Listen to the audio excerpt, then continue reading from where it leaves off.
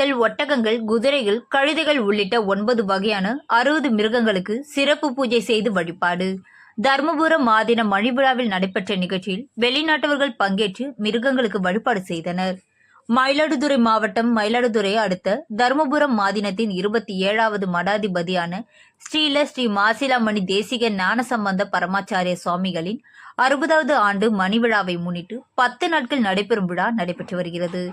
அதன் ஒரு பகுதியாக 7வது நாளாக இன்று ஆதீன மடத்தில் யானைகள், குதிரைகள், ஒட்டகங்கள், பசு, காளை, கழுதை, ஆடு, நாய், சேவல் ஆகிய 9 வகையான 60 மிருகங்களுக்கு கோ பூஜை, கஜ பூஜை, அஸ்வ பூஜை, வடுக பூஜை உள்ளிட்ட பூஜைகள் நடைபெற்றது. மிருகங்களுக்கு சிறப்பு அர்ச்சனைகள் செய்யப்பட்டு புது வஸ்திரங்கள் சாத்தப்பட்டு மகாதீப ஆராதனைகள் செய்யப்பட்டது. தர்மபுரம் மாதின குருமகா சன்னிதான முன்னிலையில் பெருஞ்சேரி தாலுகா வனத்து சித்தர் பீடம் சார்பில் நடைபெற்ற நிகழ்ச்சியில் வெளிநாட்டு பக்தர்கள் பங்கேற்று வழிபாடு செய்தனர்.